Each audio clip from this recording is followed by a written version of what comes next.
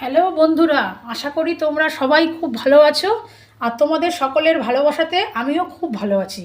আজকে তোমাদের সাথে একটা রেসিপি শেয়ার করতে চলে এলাম। আজকে আমি বানাবো ডাল দিয়ে মোচার ঘন্ট। দেখো বন্ধুরা, প্রথমে আমি ডালটা মিক্সিতের মধ্যে লঙ্কা দিয়ে খুব ভালো করে বেটে রেখেছি। তারপর আমি ওই তেলের মধ্যেই জিরা, তেজপাতা আর শুকনো লঙ্কা সোমবার দেবো।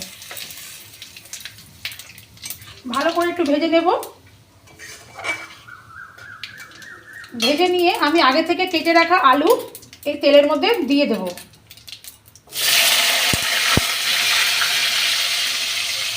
আলুগুলো আমি সব তেলের মধ্যে দিয়ে দিলাম।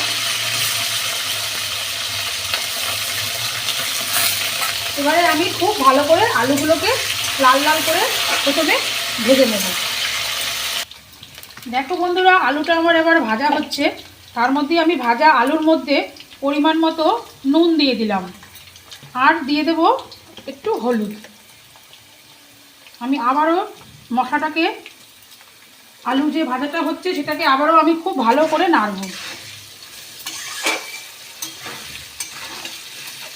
এবার আমি এই তেলের মধ্যেই আগে থেকে বেটে রাখা আদা, জিরে, কাঁচা লঙ্কা এবং কুচি কুচি করে রাখা টমেটো পেস্টটা এর মধ্যে দিলাম।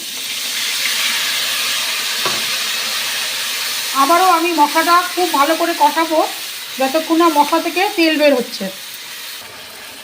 দেখো বন্ধুরা, মশলাটা কিন্তু আমার খুব ভালোভাবে কষানো হয়ে গেছে। এবার আর এর মধ্যে আমি একটু মিষ্টি দিলাম।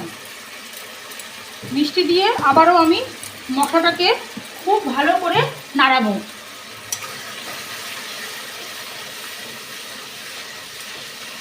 এবার আমি এই মশলার মধ্যে আগের থেকে নুন হলুদ দিয়ে সেদ্ধ করা মোচাটা দিয়ে দেব।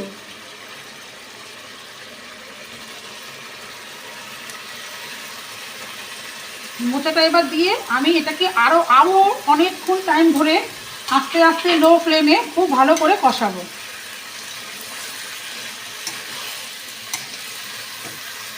দেখো বন্ধুরা, মশলাটার সাথে কিন্তু মোচাটা আমি খুব ভালো করে কষাবো। দেখো বন্ধুরা, আমি কিন্তু মোচাটা খুব ভালো করে কষিয়ে নিচ্ছি।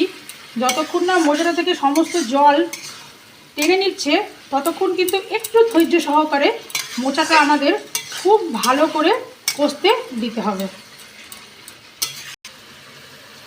দেখো বন্ধুরা, আমার মোচাটা কিন্তু অনেকটাই জলটা শুকিয়ে গেছে। এবার আমি আগে থেকে ভেজে রাখা ডালের বড়াগুলো মোচার মধ্যে অ্যাড করছি।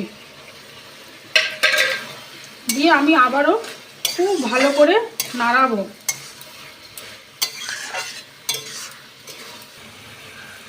দেখো বন্ধুরা, আমার কিন্তু মোচাটা প্রায় অনেকটাই হয়ে এসছে। আমি এর মধ্যে এবার গরম মশলা দিচ্ছি আর একটুখানি ঘিও আমি এর মধ্যে দেব।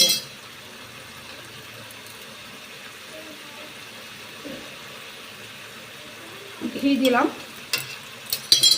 আবারও একটুখানি ভালো করে আমি এটাকে নাড়িয়ে নেব। দেখো বন্ধুরা, আমার ডাল দিয়ে মোচার ঘন্ট কিন্তু একদম রেডি। তোমরা সবাই অবশ্যই এটা বাড়িতে ট্রাই করবে। ট্রাই করে আমাকে জানাবে রেসিপিটা তোমাদের কেমন লাগলো। যদি তোমার রেসিপিটা তোমাদের ভালো লাগে প্লিজ আমাকে জানিও, আমাকে কমেন্ট করো আর লাইক করো। টাটা বন্ধুরা।